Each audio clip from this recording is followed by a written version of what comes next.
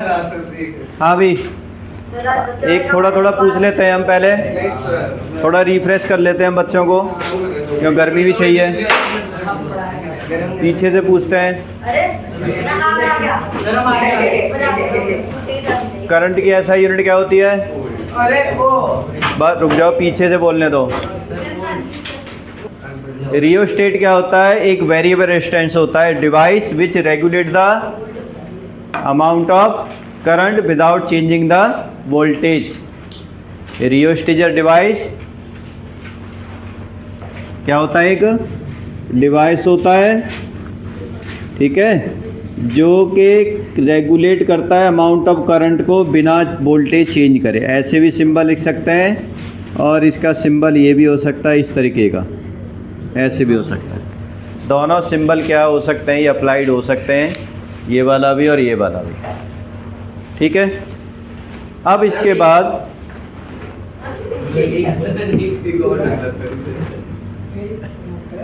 आगे देखो, रियोस्टेट तो आपको समझ में आ गया। ओम्स लॉ हमने क्या बताया था? It establish the relation between the current and potential difference. कैसे डिफाइन करा था हमने ये कि potential difference is directly proportional to the amount of current, या I is directly proportional the potential difference. V is equal क्या था इसका? I इंटू आर, ठीक है, जहाँ पर V क्या था? पोटेंशियल डिफरेंस, I क्या है? करंट है, और रुक जाओ, ये पोटेंशियल डिफरेंस था। अब देखो आगे हमने 1 ओम को भी डिफाइन कर दिया था, क्योंकि ऐसा ही यूनिट क्या होती है रेजिस्टेंस की? ओम होती है। अब यहाँ से नया टॉपिक आपका स्टार्ट हो जाएगा। अब देखो क्वेश्चन आता है, बहुत बार आता है, और ये भी आता है कैसे ये चीज़ें डिपेंड करती हैं। क्वेश्चन है कि ऑन व्हाट फैक्टर, ध्यान दे लो भाई, on what factor the resistance of a conductor depend. Question है on what factor the resistance of a conductor depends, कि किस किस कंडक्टर किस किस उस पर डिपेंड करता है किसी का भी रेजिस्टेंस। तो ये 4 चीज़ें हैं जिस पर डिपेंड करता है। एक होता है कौन सा? क्या होगा? टेम्परेचर।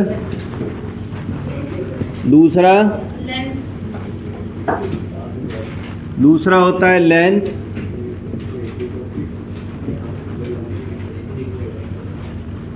तीसरा नेचर ऑफ द कंडक्टर, ठीक है, और चौथा क्या होगा? Area of cross section.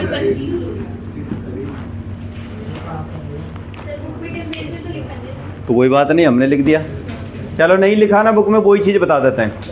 देखो किसी भी कंडक्टर का रेजिस्टेंस टेम्परेचर पे भी डिपेंड करता है, और नेचर ऑफ का। नेचर का तो बड़ा सिंपल सा है, ऑब्वियसली है कि कॉपर का रेजिस्टेंस अलग होगा, आयरन का अलग होगा, एल्यूमिनियम का अलग होगा। तो ये तो नेचर हो गया, अलग अलग मटेरियल है तो रेजिस्टेंस क्या होगा? सभी का अलग अलग होगा, ठीक है ना। टेम्परेचर पे कैसे डिपेंड करता है? जनरली होता क्या है, अगर देखो वैसे तो अगर टेम्परेचर देखा जाए, क्योंकि इलेक्ट्रॉन को फ्लो को इलेक्ट्रिक करंट कहते हैं हम, जब इलेक्ट्रॉन फ्लो करते हैं तो क्या कहते हैं? इलेक्ट्रिक करंट कहते हैं हम, समझ रहे हो। लेकिन टेम्परेचर अगर बढ़ाएंगे तो इलेक्ट्रॉन की स्पीड भी तो बढ़नी चाहिए। फिर तो क्या होना चाहिए? ऐसा होना चाहिए कि टेम्परेचर इंक्रीज करने पर कंडक्टिविटी इंक्रीज हो जानी चाहिए, यानी जल्दी जल्दी करंट फ्लो होना चाहिए। लेकिन ऐसा नहीं होता, उल्टा होता है इसका। जनरली अगर हम टेम्परेचर इंक्रीज करते हैं तो कंडक्टिविटी इंक्रीज नहीं होती, रेजिस्टेंस इंक्रीज होता है। ये जो रेजिस्टेंस है 4 चीज़ों पर डिपेंड करता है। लेकिन टेम्परेचर पे कैसे पे डिपेंड करता है कि as the temperature increase resistance also increase. अब ऐसे कैसे हो सकता है? तो होता क्या है कि जो कंडक्टर है ना, it is the pool of electron. क्या होता है? पूल ऑफ इलेक्ट्रॉन, बहुत सारे इलेक्ट्रॉन इसके अंदर हैं। तो जब टेम्परेचर इंक्रीज होता है तो इनकी स्पीड के कारण इनमें इंटरेक्शन हो जाता है, क्योंकि इस पर भी माइनस का चार्ज होता है, इस पर भी माइनस का चार्ज होता है। तो आपस में क्या करते हैं? ये रिपेल करते हैं, और जो आपस में रिपेल करेंगे तो इनकी स्पीड क्या होगी? बढ़ने की बजाय क्या हो जाती है? कम हो जाती है।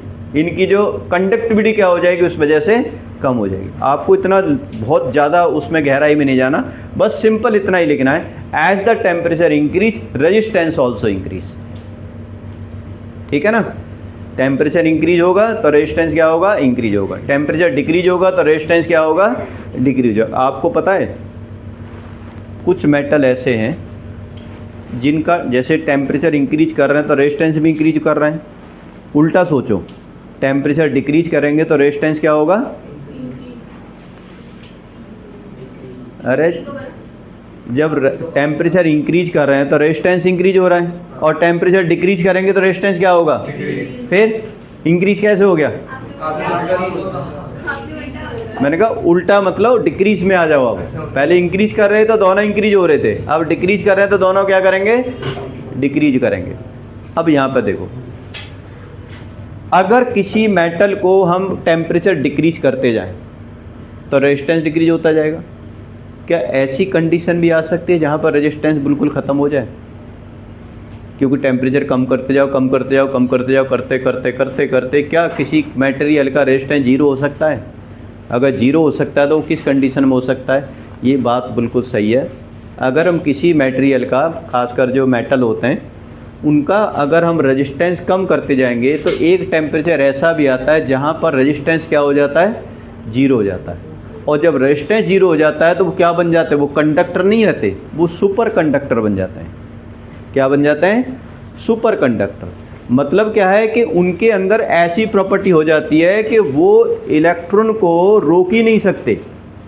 जितनी उनकी मेंटेन्ड स्पीड होती है वही स्पीड क्या हो जाती है, उनकी चल जाती है। मरकरी को अगर -260 डिग्री सेल्सियस तक मानो कर दो, 268 डिग्री सेल्सियस मतलब -4 केल्विन तक कर दो तो वो सुपर कंडक्टर बन जाएगा। ऐसे कई सारे मेटल हैं जिनको अगर टेम्परेचर बहुत ज़्यादा डाउन कर दें तो वो क्या बन जाएंगे, सुपर कंडक्टर हो जाते हैं वो। समझ रहे हो? तो आप एक बार समझो कि हमारे पास जो इलेक्ट्रिसिटी कंज्यूम होती है, जैसे इलेक्ट्रिसिटी यहाँ तो बनती नहीं है, कहाँ बनती है, हज़ारों किलोमीटर आगे बनती है। कोई उड़ीसा में बन रही है, कोई कहीं बन रही है। प्लांट वगैरह जो वाटर हाइड्रो पावर प्लांट्स हैं कहाँ बने हुए हैं, वहाँ से यहाँ तक आने में करीब करीब 25% इलेक्ट्रिसिटी तो वेस्ट हो जाती है। किस वजह से? इसी रेजिस्टेंस की वजह से, इसी टेम्परेचर की वजह से। गर्मी में टेम्परेचर बढ़ जाता है, रेजिस्टेंस भी बढ़ जाता है। रेजिस्टेंस बढ़ जाएगा तो इलेक्ट्रिसिटी जो आ रही है वो बीच में काफ़ी ज़्यादा क्या हो जाती है, वेस्ट हो जाती है, हीट एनर्जी में कन्वर्ट हो जाती है। रेजिस्टेंस क्या करता है, बढ़ जाता है उसका। सुपर कंडक्टर अगर हो जाए ना, ऐसा कोई सुपर कंडक्टर बन जाए कि थोड़ा हाई टेम्परेचर पर भी वो रेजिस्टेंस को ख़त्म कर दे, तो ये जितनी भी समस्या है इलेक्ट्रिसिटी की ऑल ओवर वर्ल्ड के अंदर ख़त्म हो जाएंगी।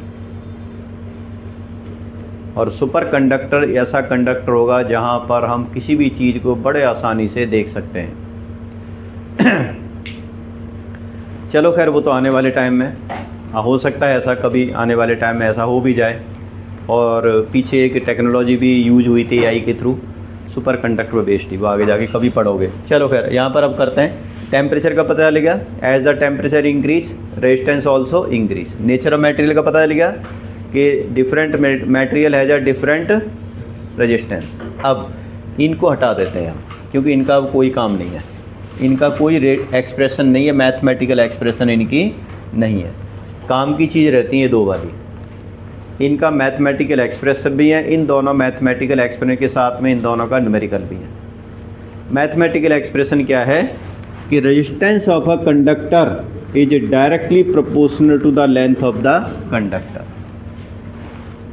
ठीक है, resistance of a conductor is directly proportional to the length of the conductor. As the length increase resistance also increase. और डायरेक्टली बढ़ता है, लेंथ को डबल कर देंगे तो रेजिस्टेंस भी क्या हो जाएगा, आपका डबल हो जाएगा। रेजिस्टेंस लेंथ को ट्रिपल कर देंगे तो रेजिस्टेंस भी ट्रिपल हो जाएगा। डायरेक्टली का मतलब यही होता है, पहला। दूसरा केस क्या होगा कि resistance of a conductor is inversely proportional to the area of cross section. Area of cross section मतलब इसमें उल्टा होता है, अगर एरिया ऑफ क्रॉस सेक्शन बढ़ेगा तो रेजिस्टेंस कम होगा। ठीक है, अगर एरिया ऑफ क्रॉस सेक्शन बढ़े, क्रॉस सेक्शन समझते हो क्या होता है? जहाँ से ये करंट एंटर करता है वो कितना एरिया है, उसे हम कहते हैं एरिया ऑफ क्रॉस सेक्शन। यानी थिकनेस या डायामीटर ऑफ द वायर क्या माना जाएगा, एरिया ऑफ क्रॉस सेक्शन। समझ रहे हो? तो अगर ये तार मोटी है तो रेजिस्टेंस क्या होगा इसका, कम होगा, क्योंकि डायमीटर अगर ज़्यादा है तो रेजिस्टेंस क्या होगा, कम होगा। यही रीज़न होता है। और ज़्यादा रेजिस्टेंस का मतलब क्या है, इसके अंदर से ज़्यादा करंट फ्लो कर सकता है। एक सिंपल सी बात है, अगर इतना बड़ा तार है, मोटी तार है, और एक इतनी मोटी तार है, तो अब एक बात बताओ, आसानी से किस में इलेक्ट्रॉन फ्लो कर सकते हैं, इस वाली में से बहुत सारे इलेक्ट्रॉन फ्लो कर सकते हैं। तो जिस किसी डिवाइस को करंट की ज़्यादा ज़रूरत पड़ती है, उस डिवाइस के साथ में मोटी वाली तार लगाई जाती है। आप देखो एसी के लिए क्या है, मोटी वाली तार होती है, लिखा होता है कि ये 15 एम्पियर तक करंट को क्या कर सकती है, ले जा सकती है, 15-20 एम्पियर तक लेके जा सकती है। और जो पंखे वाली या रॉड वाली तार होती है, छोटी सी तार होती है, पतली सी, क्योंकि इनको ज़्यादा एम्पियर की ज़रूरत नहीं पड़ती, थोड़े से एम्पियर से भी काम चल जाता है, तो इस वजह से पतली तार होती है इनके अंदर। अगर सोचो इसके अंदर से ये वाली जो तार को हम एसी की तार से जोड़ दें तो फट जाएगी ये, क्यों? क्योंकि इतना भारी भरकम करंट ये नहीं लेके जा सकती, बहुत सारा के करंट जाएगा, पतली वायर है, नहीं जा पाएगी, इसलिए मोटी वायर इसके साथ में लगाई जाती है। ध्यान रखना, ये समझ में आ गया आपको? ठीक है, तो हम इन दोनों को कंबाइन कर देते हैं, इस एक्सप्रेशन को, इस एक्सप्रेशन को, तो resistance become directly proportional to L upon में ए, इन्वर्सली ए के हो गया, डायरेक्टली एल के हो गया। इस साइन प्रोपोर्शनलिटी को हटा देते हैं, ये प्रोपोर्शनलिटी का साइन लगा हुआ है, इसको हटा देते हैं, तो आर इज इक्वल हो जाएगा एक आपका कांस्टेंट टर्म आता है जिसे कहते हैं हम रेजिस्टिविटी इनटू एल अपॉन में ए, वेयर ये जो मैंने आपको साइन बना रखा है, ये वाला, ये जो साइन है, ये वाला, ये साइन आपका रेजिस्टिविटी का साइन है, इसे कहते हैं रो कहते हैं, और ये रिप्रेजेंट करता है resistivity of the material, resistivity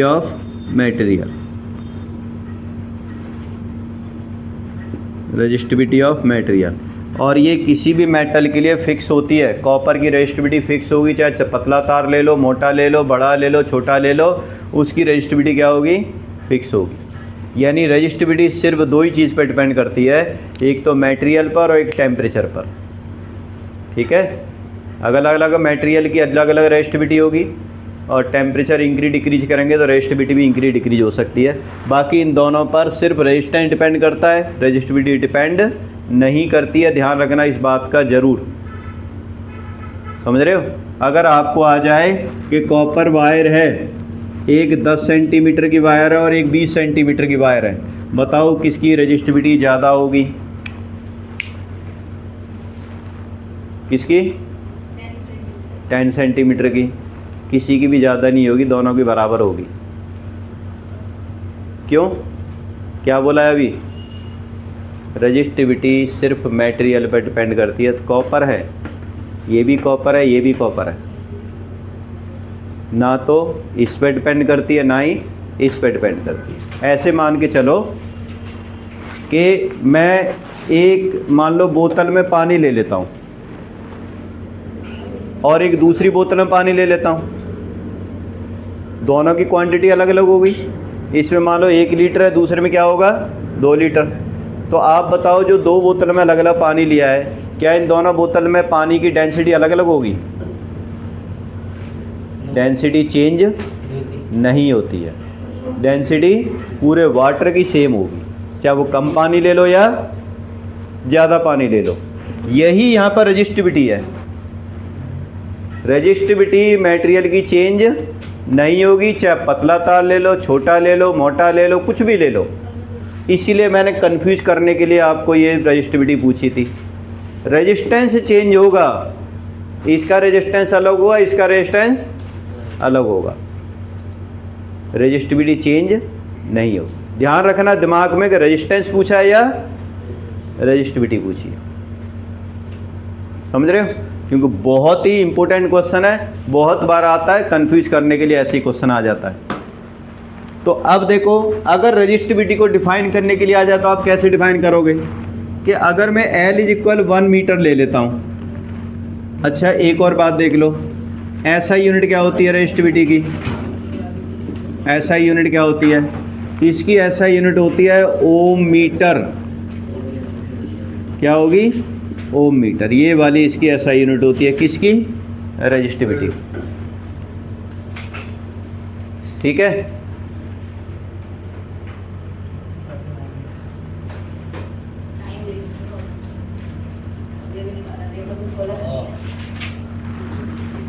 तो अब रेजिस्टिविटी को डिफाइन करने के लिए आ जाए तो कैसे करेंगे? तो अगर किसी मटेरियल की लेंथ 1 मीटर ले लेते हैं, area of cross section 1 metre square ले लेते हैं, तो यहाँ पर 1 आर इज इक्वल क्या आ जाएगा? 1/1 1 ही हो जाएगा। आर इज इक्वल क्या हो जाएगा? रो आ जाएगा। अगर ये दोनों कंडीशन ले लेते हैं तो हम कैसे डिफाइन करेंगे रेजिस्टिविटी को? कि it is the resistance of that material. Resistivity को डिफाइन कैसे करेंगे? कि it is the resistance of that material whose length is, length कितनी है? 1 metre and area of cross section is 1 metre square. समझ रहे हो? It is the resistance of that material whose length is 1 metre और area of cross section is. तो इसका मतलब resistance और रेजिस्टिविटी उस केस में क्या हो जाएंगे? दोनों इक्वल हो जाएंगे। ठीक है। और इस पर बेस्ड न्यूमेरिकल भी आते हैं जो मैं अभी कराने वाला हूँ। ठीक है। लिखो एक numerical.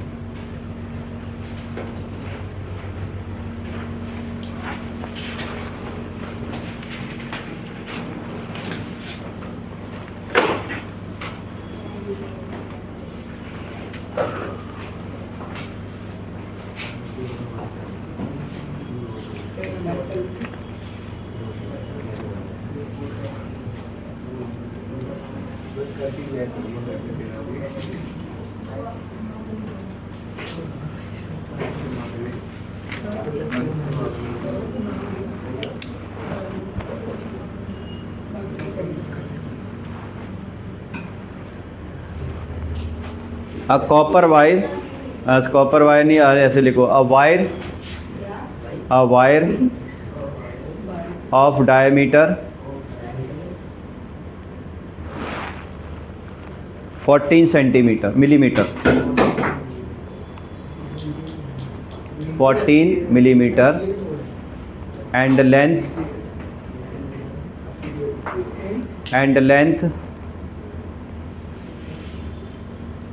1 metre has 10 ohm resistance, has 10 ohm resistance. A wire of diameter 14 mm and length कितना? 1 मीटर हैज कितने? 10 ohm resistance. Find the resistivity of the material. A wire of material whose diameter is 14 millimeter and length is 1 meter has कितना? 10 ohm resistance. Find the ना, ज़्यादा होशियार मत बना करो क्योंकि इतने होशियारगिरी में सारे नंबर कमा दोगे तुम।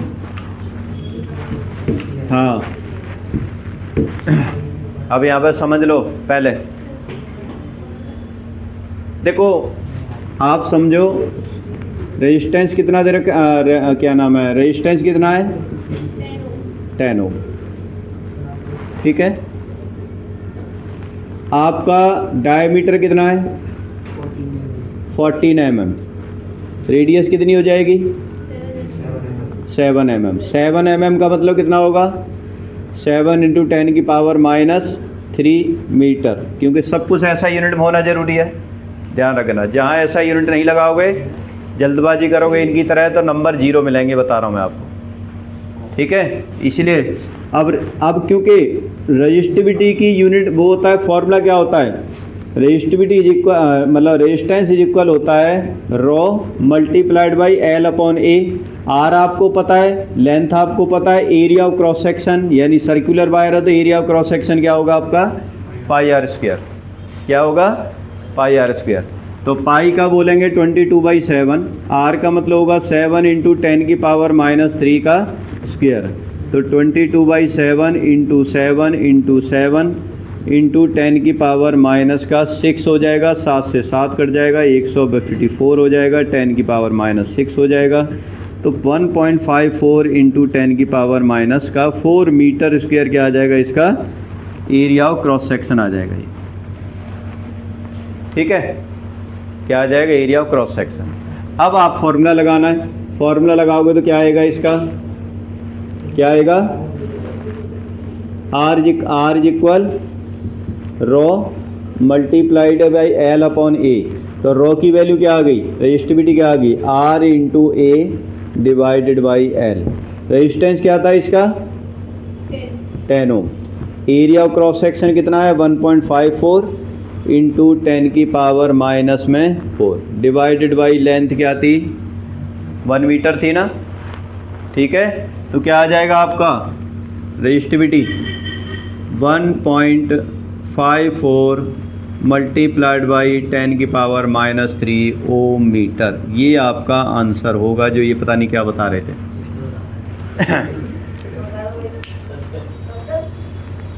ठीक है, तो ये ध्यान रखना है कि हमें जो यूनिट दे रखी है वो किस में दे रखी है, मिलीमीटर में दे रखी है, सेंटीमीटर में दे रखी है, किस में दे रखी है, उसको ऐसा यूनिट में कन्वर्ट करना ज़रूरी है। ठीक है, समझ में आया। तो ये एनसीईआरटी में यही वाला क्वेश्चन दे रखा है, अभी एग्जाम्पल उठा के देखो, यही है। हाँ, तो पेपर वाली बात थोड़ी कर रहे हैं हम, पेपर में तो पता नहीं क्या जो क्या क्या चीज़ थी वो भी रह गई तुम्हारी, लेकिन एनसीईआरटी में क्वेश्चन, एनसीईआरटी निकाल लो एक बार, एग्जाम्पल मैंने डिफरेंट दिया हुआ है लेकिन क्वेश्चन यही है। ठीक है, मैंने कुछ अलग लिखा हुआ है। अब एक और क्वेश्चन लिखो,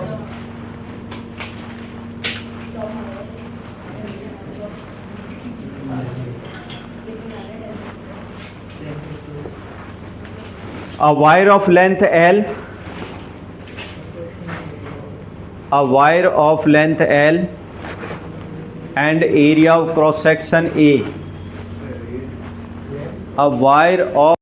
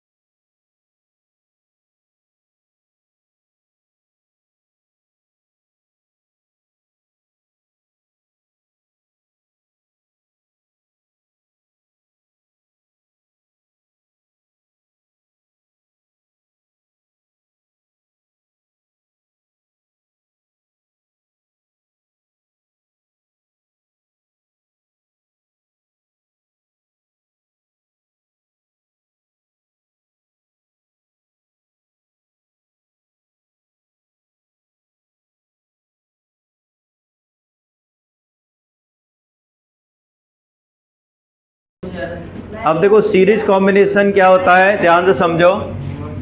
मान लो एक ही तार से जब हम 3-4 डिवाइस लगा देते हैं, एक ही तार, जैसे एक बल्ब हमने यहाँ लगा दिया, उसी से हमने एक और बल्ब लगा दिया, तो इस तरह से जितने भी बल्ब लगाए जाएंगे, जैसे इसका रेजिस्टेंस R1 है, इसका रेजिस्टेंस R2 है, इसका रेजिस्टेंस R3 है, और इन सारे रेजिस्टेंस को हम एक बैटरी से जोड़ देते हैं, ठीक है ना। तो यहाँ पर जो माना जाएगा, ये क्या माना जाएगा, सीरीज कॉम्बिनेशन। तो कैसे लिखेंगे, when 2 or more resistance are connected end to end with a single wire, then it is called series combination, ठीक है। when 2 or more resistance are connected किसमें, end to end, then it is called series combination। अब इस series combination के अंदर क्या क्या changing हो सकती है, ये ध्यान देने वाली बात है आपको। ये एमीटर है और ये आपका वोल्टामीटर है। हर किसी के अंदर वोल्टेज मेजर करेगा, किसमें कितनी वोल्टेज है ये मेजर करेगा, ये वाला। ध्यान दो, अब जब भी सीरीज कॉम्बिनेशन होती है तो ये नोट कर लो, ध्यान रहे कि अगर इसमें करंट तो सभी में सेम होगा, इसमें भी और इसमें भी करंट चेंज नहीं होगा। करंट सब में क्या होगा, सेम रहेगा। क्या चीज़ चेंज होगी, सबकी वोल्टेज क्या हो जाएगी, चेंज हो जाएगी, ठीक है। तो सीरीज कॉम्बिनेशन में आपको क्या लिखना है, सबसे पहले current will be same in all the device end voltage will be distributed. Distributed का मतलब जैसे यहाँ पर 20 वोल्ट है तो किसी में 5, किसी में 10, किसी में 10, 5, मतलब टोटल मिला करके उतनी हो जाएगी जितनी यहाँ पर लिखी है, डिस्ट्रीब्यूट हो जाएगी अकॉर्डिंग टू देयर रेटिंग, उसकी रेटिंग के हिसाब से, ठीक है। दिमाग में रखना ये चीज़, वोल्टेज डिस्ट्रीब्यूटेड हो जाएगी और करंट क्या रहेगा, हर किसी में सेम रहेगा। तो जो वैल्यू यहाँ आएगी करंट की, वही वैल्यू इसमें रहेगी, वही इसमें रहेगी, वही इसमें रहेगी, ठीक है। अब ये कहा जाए, बताओ इसमें टोटल रेजिस्टेंस कैसे निकालेंगे हम। मान लो हमने तीनों को सीरीज में कनेक्ट कर दिया और ये कहा जाए टोटल रेजिस्टेंस निकालो, इसका कितना होगा, कंबाइंड रेजिस्टेंस। तो मान लेते हैं let 3 resistance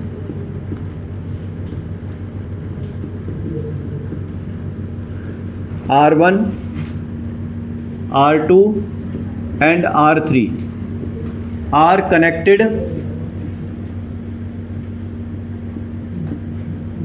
in series with, series में कनेक्ट करते हैं with a battery of potential difference कितना, V, जिसका पोटेंशियल डिफरेंस क्या है, V। करंट क्या फ्लो हो रहा है इसमें, I।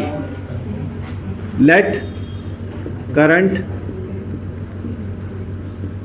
I is flowing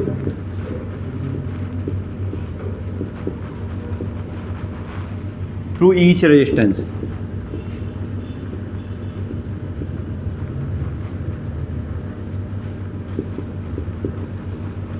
and voltage क्या है,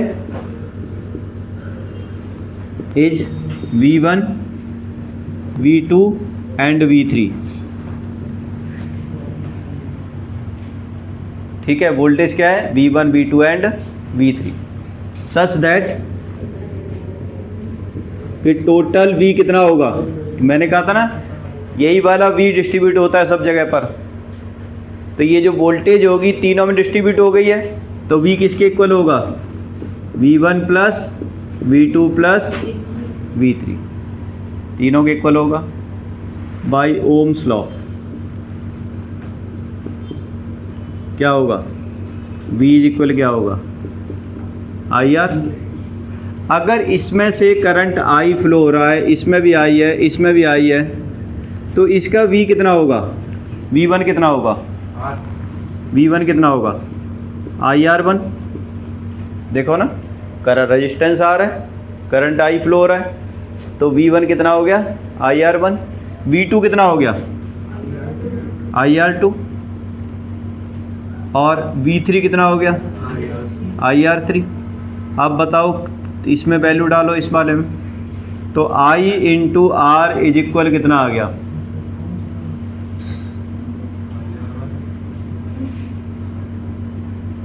मानोगे नहीं ना, IR2 IR3 IR is equal, I common ले लो, क्या आ जाएगा R1 plus R2 plus I से I कट जाएगा, तो R इज इक्वल क्या आ गया R1 plus R2 plus R3। इस तरह से ये आपका डेरिवेशन आ जाएगी कि जब दो या दो से ज़्यादा रेजिस्टेंस अगर किस में कनेक्ट कर देंगे, हम सीरीज में कनेक्ट कर देंगे, तो टोटल रेजिस्टेंस किसके बराबर होगा उनका, sum of the each resistance which are connected in series. जितने भी रेजिस्टेंस है सीरीज में आपको कनेक्ट किए गए उन सबको प्लस कर दोगे तो टोटल रेजिस्टेंस आ जाएगा। ऐसा कोई एग्जांपल बता सकते हो जहाँ पर ये वाले डिवाइस कनेक्ट किए जाते हैं डोमेस्टिक लेवल पर या कोई प्रैक्टिकल लेवल पर? ना, स्ट्रीट लाइट ना,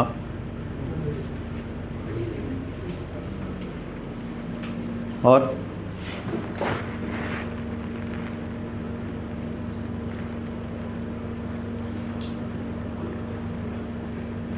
हाँ भी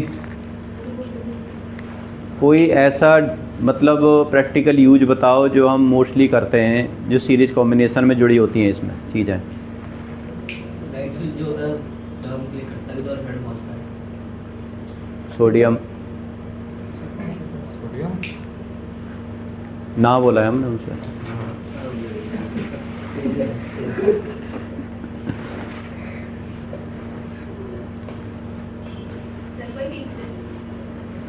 एक्सपेरिमेंट्स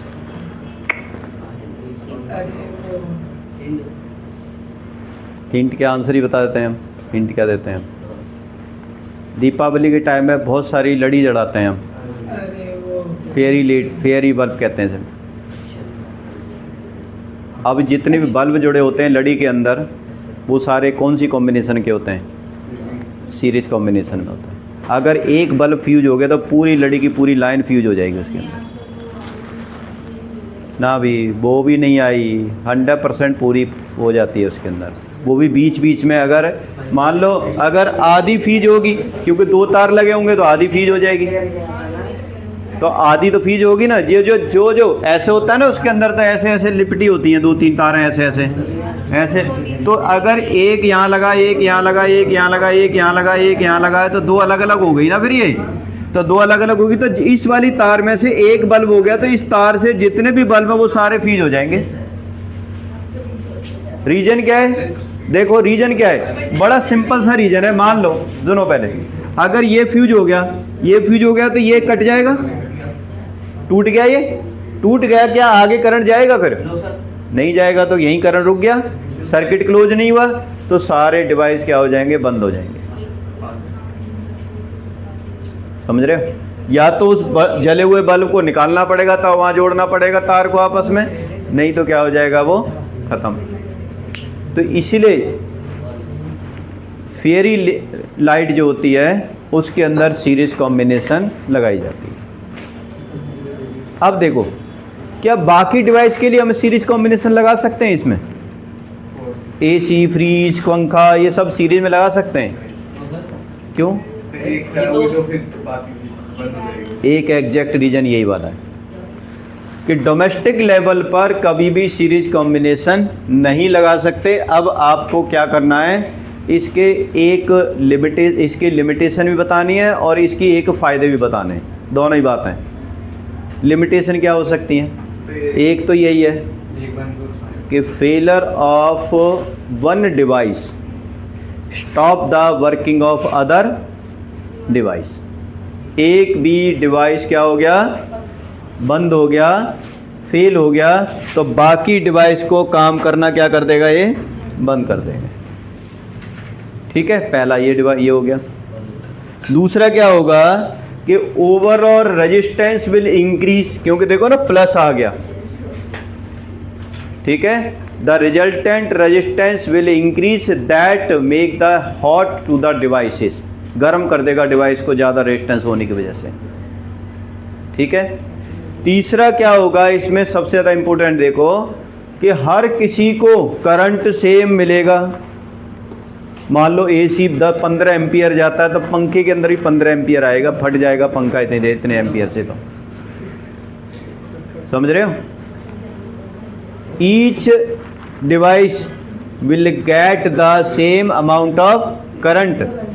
ठीक है, so there is a chances of failure of the low device current, low current device failure,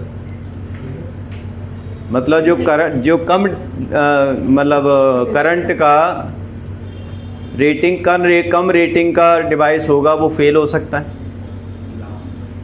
समझ रहे हो?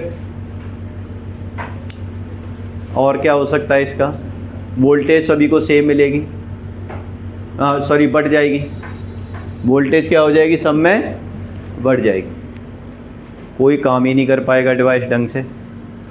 एसी में ज़रा सा भी कम वोल्ट हो जाती है, वोल्टेज हो जाता है अपने आप डाउन हो जाता है वो तो वैसे भी, उसको 220 वोल्ट है तो 220 वोल्ट ही चाहिए, नहीं तो ट्रिप मार जाएगा वो। और इसको एसी को मान लो 2-4 उससे कनेक्ट कर दिया तो ये तो उठेगा ही नहीं। ठीक है, तो voltage is distributed all of the devices. ये 3-4 मतलब क्या थी, लिमिटेशन थी जिसकी वजह से हम इसको डोमेस्टिक लेवल पर नहीं करते। क्या इसकी कोई वो भी हो सकती है, एडवांटेज भी हो सकती है भाई। ये ना, ये वहाँ एडवांटेज होती है जहाँ पर वोल्टेज फ्लक्चुएट होती है, कभी हाई वोल्टेज हो जाती है, कभी गाँवों में ऐसा होता है ज़्यादातर। तो अगर हाई वोल्टेज हो जाएगी तो टीवी तक फटाके मार जाते हैं, फिर सारे टीवी फट जाएगी या बल्ब फट जाएंगे, सब फट जाते हैं वहाँ पर, इतना तेज़ी से वोल्टेज वहाँ पर फ्लक्चुएट करती है। हम उसको बचाने के लिए क्या कर सकते हैं, हम क्या कर सकते हैं कि भाई 2 बल्ब हैं, हम चाहते हैं कि ये बल्ब ना फ्यूज हो, अगर फ्लक्चुएट हो तो उसी एक बल्ब को दूसरे बल्ब के एक तार के साथ जोड़ दो। समझ रहे हो?